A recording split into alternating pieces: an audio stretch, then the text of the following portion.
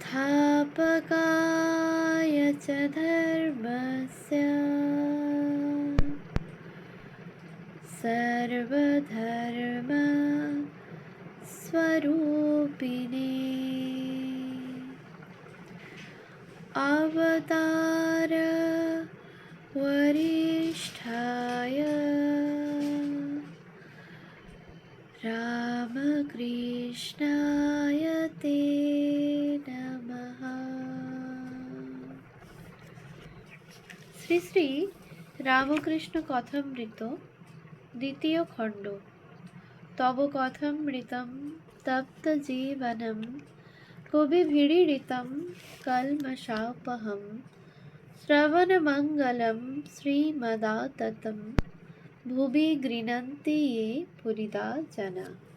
শ্রীমদ্ ভাগবত গোপী গীতা, পৃষ্ঠা সংখ্যা 1223। ব্যক্তি পরিচয়। তারাপদ ঠাকুর শ্রী রামকৃষ্ণের সান্নিধ্যে আগত সুপ্রসিদ্ধ গায়ক। বলরাম বসুর গৃহে গিরিশচন্দ্র ঘোষ প্রমুখ ভক্তদের সহিত তিনি ঠাকুরের দর্শন লাভে ধন্য হন। সেই সময়ে গায়ক হিসাবে তাহার পরিচয় জানিতে পারিয়া ঠাকুর তাহার গান শুনিবার আগ্রহ প্রকাশ করেন। তারাপদ গিরিশ ঘোষের কেশব কুরু করুণা দিনে গানটি শুনাইলে ঠাকুর সন্তুষ্ট হন এবং ঠাকুরের অনুরোধে তিনি আরও কতগুলি ভজন ও কীর্তন গাহিয়া শুনাইয়াছিলেন। তুলসী শ্রী তুলসীচরণ দত্ত 1863 থেকে 1938। শ্রী শ্রী ঠাকুরের অনুরাগী বালক ভক্ত। বাগবাজার লেনে দত্ত পরিবারে জন্ম। তাহার বাল্যবন্ধু স্বামী তুরীয়ানন্দ ও স্বামী অখণ্ডানন্দ। 1883 খ্রিস্টাব্দে তিনি ক্যালকাটা স্কুল হইতে প্রবেশিকা পরীক্ষায় উত্তীর্ণ হওয়ার পর কিছুকাল কলেজে পড়াশোনা করেন। 17-18 বৎসর বয়সে বলরাম বসুর গৃহে শ্রী শ্রী ঠাকুরকে তিনি প্রথম দর্শন করেন। তখন হইতে তিনি প্রায়ই দক্ষিণেশ্বরে ঠাকুরের কাছে যাতায়াত করিতেন। ঠাকুরের তিরোধানের পর তিনি বরাহনগর মঠে যোগ দেন এবং পরবর্তীকালে স্বামী নির্মলানন্দ নামে পরিচিত হন। তুলসীরাম ঘোষ 1265 থেকে 1352। আটপুর নিবাসী তুলসীরাম শ্রী শ্রী ঠাকুরকে দর্শন করিয়াছিলেন। ইনি শ্রী রামকৃষ্ণের অন্যতম অন্তরঙ্গ ভক্ত বাবুরাম মহারাজ তথা স্বামী প্রেমানন্দের জ্যেষ্ঠ ভ্রাতা এবং বলরাম বসুর শ্যালক। তুলসীরাম তাহার ভগ্নিপতি ঠাকুরের গৃহী ভক্ত বলরাম বসুর সহায়তায় ঠাকুরের সংস্পর্শে আসিয়া তাহার ভক্তে পরিণত হইয়াছিলেন। বাবুরাম মহারাজ যখন প্রথম জীবনে সাধুর অন্বেষণে ঘুরিয়া বেড়াইতেছেন তখন তুলসীরামই তাহাকে ঠাকুরের সন্ধান দেন। তেজচন্দ্র মিত্র 1863 থেকে 1912। ঠাকুরের একজন গৃহী ভক্ত, বাগবাজার বোসপাড়া অঞ্চলের বাসিন্দা, শ্রীমঠ ছাত্র। বাল্যকালেই শ্রীমর অনুপ্রেরণায় শ্রী শ্রী ঠাকুরের দর্শন লাভ করেন। শ্রী শ্রী মায়েরও কৃপাধন্য ছিলেন। তিনি নিয়মিত ধ্যান করিতেন ও মিতভাষী ছিলেন। ঠাকুর তাহাকে শুদ্ধ আধার জ্ঞান করিতেন এবং আপনার লোক বলিয়া অতিশয় স্নেহ করিতেন। ত্রৈলঙ্গ স্বামী আনুমানিক 1607 থেকে 1887 খ্রিস্টাব্দ। ভারত বিখ্যাত যোগী মহাপুরুষ। অন্ধ্রপ্রদেশের এক ধনী ব্রাহ্মণ পরিবারে জন্ম।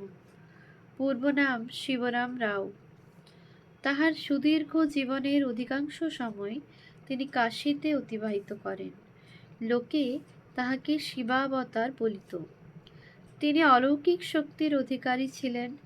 1868 সালে তীর্থ ভ্রমণকালে শ্রী রামকৃষ্ণ তাহার সহিত সাক্ষাৎ করেন। সেই সময় তিনি মৌন অবস্থায় ছিলেন। শ্রী রামকৃষ্ণদেবের সহিত ইঙ্গিতে তাহার ঈশ্বর বিষয়ক কথাবার্তা হয়। ঠাকুর হৃদয়কে তাহার পরমহংস অবস্থার কথা বলিয়াছিলেন। ত্রৈলোক্যনাথ স্যান্যাল 1840 থেকে 1916। ব্রাহ্মভক্ত কেশব সেনের অনুগামী, গীতিকার ও সুগায়ক। বলা যায় কেশব সেনের সংস্পর্শে আসিয়াই ত্রৈলোক্যের নবজন্ম ঘটে। বাল্যকাল হইতেই তিনি গান গাহিতেন, কিন্তু সঙ্গীত এবং পুঁথিগত বিদ্যার বিধিবদ্ধ শিক্ষা তাহার কেশবচন্দ্র সেনের গৃহে বসবাসকালে হয়। কেশবচন্দ্রের সঙ্গী হিসাবে তাহার শ্রীরামকৃষ্ণের সংস্পর্শে আসিবার সুযোগ ঘটে। দক্ষিণেশ্বরে বহুবার তিনি যান এবং সেখানে মধুর সুললিত কণ্ঠে ঠাকুরকে সঙ্গীত শুনাইবার সৌভাগ্য তাহার হইয়াছিল। ঠাকুর তাহার রচিত সঙ্গীত শুনিয়া ভাবাবিষ্ট হইতেন। তাহার রচিত সঙ্গীত ঠাকুরের অত্যন্ত প্রিয় ছিল এবং ঠাকুর স্বয়ং বিশেষ ভাব উদ্দীপক গানগুলি করিতে অনুরোধ করিতেন। তিনি কেশবচন্দ্র কর্তৃক চিরঞ্জীব শর্মা উপাধি পান এবং নিজে প্রেমদাস নাম গ্রহণ করেন। এই দুই ছদ্মনামে তিনি সহস্রাধিক ভক্তি সঙ্গীত ও কীর্তন রচনা করেন। তাহার রচিত নববৃন্দাবন নাটককে নরেন্দ্রনাথ পাহাড়ি বাবার ভূমিকায় অবতীর্ণ হন। ঠাকুর এই নাটক দেখিয়াছিলেন এবং ত্রৈলোক্যের প্রণীত গ্রন্থ ভক্তি চৈতন্য চন্দ্রিকা পড়িতে ভক্তদের বলিয়াছিলেন। তাহার উল্লেখযোগ্য গ্রন্থগুলি হইল গীত ও রত্নাবলী, পথের সম্বল, কেশব চরিত, ভক্তি চৈতন্য চন্দ্রিকা। ত্রৈলোক্য বিশ্বাস। ত্রৈলোক্যনাথ বিশ্বাস ছিলেন মথুরামোহন বিশ্বাসের পুত্র এবং রানী রাসমণির দৌহিত্র। 1871 সালে তিনি দক্ষিণেশ্বরের মন্দিরের সেবায়িতের অধিকারী হন এবং আজীবন এই দায়িত্ব পালন করেন। ত্রৈলোক্যনাথ দায়িত্ব ভার নেওয়ার পর ঠাকুর দক্ষিণেশ্বরে অধিক দিন বাস করিতে পারেন নাই। অসুস্থ হইয়া পড়ায় তিনি অন্যত্র যান। দমদমার মাস্টার শ্রী যজ্ঞেশ্বর চন্দ্র ঘোষ দমদমার একটি বিদ্যালয়ে শিক্ষকতা করিতেন বলিয়া তিনি কথামৃতে দমদমার মাস্টার বলিয়া পরিচিত। বাঁকুড়া জেলার কাটিকা গ্রামে ইহার বাড়ি। শ্রী রামকৃষ্ণদেব ইহাকে খুব স্নেহ করিতেন। তিনি নিয়মিত দক্ষিণেশ্বরে যাতায়াত করিতেন। ঠাকুরের দেহত্যাগের পর যজ্ঞেশ্বর বরাহনগর মঠে প্রায়ই আসিতেন। তিনি সকলের বিশেষ প্রিয়ভাজন হন। দয়ানন্দ সরস্বতীর স্বামী, 1824 থেকে 1883। আর্য সমাজের প্রতিষ্ঠাতা, পূর্ব নাম মূল শঙ্কর। বেদ বেদান্ত তাহার কণ্ঠস্থ ছিল।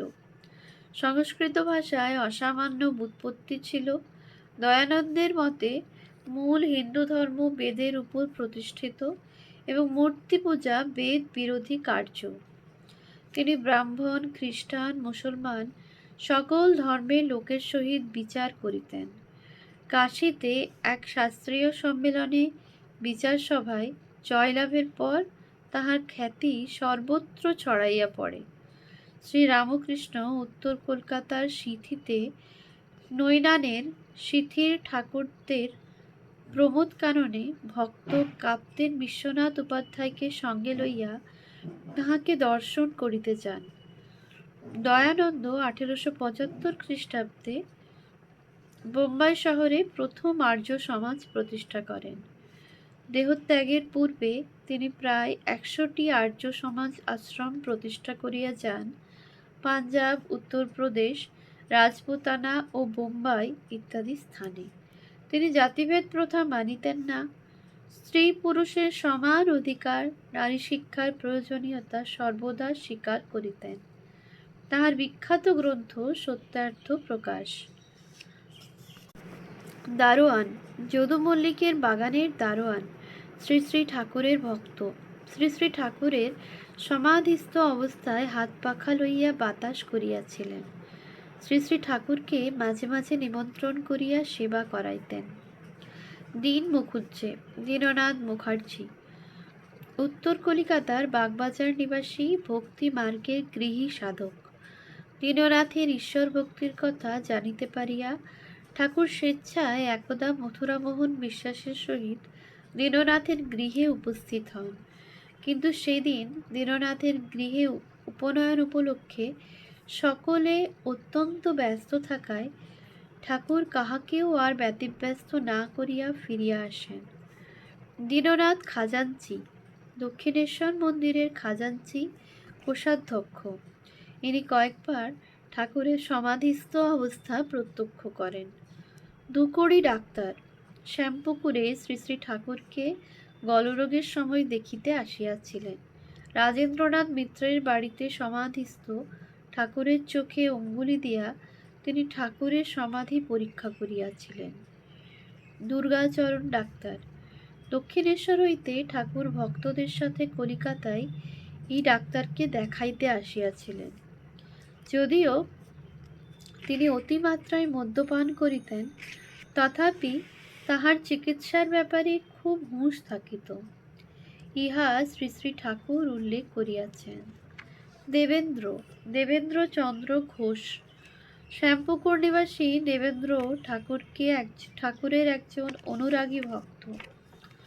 দক্ষিণেশ্বরে ঠাকুরের কাছে যাতায়াত করিতেন এবং ঠাকুরের নিকট নানা উপদেশ গ্রহণ করিতেন। মহর্ষি দেবেন্দ্রনাথ ঠাকুর 1817 থেকে 1905। ইনি মনীষী, পরম সাধক, আদি ব্রাহ্ম সমাজের প্রতিষ্ঠাতা ও বিখ্যাত নেতা। দেবেন্দ্রনাথ ব্রাহ্ম সমাজে উপাসনার প্রচলন করেন। কেশবচন্দ্র সেন তাহার সংস্পর্শে আসেন। মহর্ষি দেবেন্দ্রনাথ ঈশ্বর চিন্তা করেন শুনিয়া শ্রীরামকৃষ্ণদেব মথুরবাবুর সহিত একদা মহর্ষির বাড়িতে তাহাকে দেখিতে যান। প্রথম পরিচয়েই ঠাকুর মহর্ষির ভিতর সাধকের লক্ষণ দেখিতে পান। অত জ্ঞানী এবং ঈশ্বর উপাসক হওয়া সত্ত্বেও মহর্ষিকে সংসারের কাজে ব্যাপৃত দেখিয়া শ্রীরামকৃষ্ণ তাহাকে কলির জনক বলেন। ইহার পর তাহার অনুরোধে মহর্ষি তাহাকে বেদ হইতে কিছু কিছু শোনান। ঠাকুরের ধ্যানাবস্থায় দর্শনের সঙ্গে ইহার মিল ছিল। মহর্ষিও ঠাকুরের সহিত ধর্মালোচনায় প্রীত হন ও তাহাকে ব্রাহ্ম সমাজের উৎসবে যোগ দিবার আমন্ত্রণ জানান। কথামৃতে ঠাকুর বহুবার মহর্ষি দেবেন্দ্রনাথের কথা উল্লেখ করিয়াছেন। দেবেন্দ্রনাথ মজুমদার 1844 থেকে 1911। শ্রী শ্রী ঠাকুরের গৃহী ভক্ত। যশোহর জেলার নড়াইল মহকুমার জগন্নাথপুর গ্রামে মজুমদার উপাধিধারী বন্দ্যোপাধ্যায় বংশে জন্মগ্রহণ করেন। পিতা প্রসন্ননাথ, মাতা বামা সুন্দরী দেবী। প্রথম জীবন তাহার দারিদ্র্যের মধ্যে অতিবাহিত হওয়ায় তিনি কলিকাতার জোড়াসাঁকোর ঠাকুর পরিবারে জমিদারি সেরেস্তায় চাকুরি গ্রহণ করেন। সাহিত্য চর্চাও করেন। তিনি যোগাভ্যাস করিতেন। এই সময় বহু দেবদেবীর দর্শন হইত। 1884 খ্রিস্টাব্দে দক্ষিণেশ্বরে প্রথম শ্রী রামকৃষ্ণের দর্শন লাভ করেন। এই সময়ে পুস্তকে পরমহংস রামকৃষ্ণ কথা দুইটি পড়িয়া তিনি এক মহা আকর্ষণে তৎক্ষণাৎ দক্ষিণেশ্বরে যাইয়া শ্রী রামকৃষ্ণের দেবদুর্লভ আচরণে মুগ্ধ হন। কিন্তু সেই দিনই তিনি আকস্মিক অসুস্থতা লইয়া কলিকাতায় ফিরিয়া আসেন। প্রবল জ্বরে শয্যাগত অবস্থায় তিনি শিয়রে শ্রী রামকৃষ্ণকে দর্শন করিতেন। ইহার পর বলরাম বসুর গৃহে ঠাকুরকে পুনরায় দর্শন করিয়া তিনি তখন গৃহ হইতেই মাঝে মাঝে দক্ষিণেশ্বরে যাইতে আরম্ভ করেন। এই সময়ে কলিকাতায় নিজ গৃহে দেবেন্দ্রনাথ একদিন ঠাকুরকে সেবা করিয়াছিলেন। দেবেন্দ্রনাথ সন্ন্যাস গ্রহণের জন্য ঠাকুরের নিকট প্রার্থনা জানাইলে ঠাকুর তাহাতে সম্মত হন নাই। পরবর্তীকালে শ্রী শ্রী রামকৃষ্ণ অর্চনালয় প্রতিষ্ঠা করিয়া দেবেন্দ্রনাথ সেখানে তাহার স্বরচিত শ্রী রামকৃষ্ণ ভজন কীর্তন আদি পরিবেশনের ব্যবস্থা করেন। এবং এই গানগুলি পরে দেবগীতি নামক পুস্তক আকারে প্রকাশিত হয়। তাহার বিখ্যাত ভবসাগর তারণ কারণ ইত্যাদি গুরুবন্দনা ও অন্যান্য ভক্তিমূলক ভজন বহুল গীত হইয়া থাকে। ওম শান্তি শান্তি শান্তি। হরি ওম তৎসৎ। শ্রীরামকৃষ্ণার্পণমস্তু।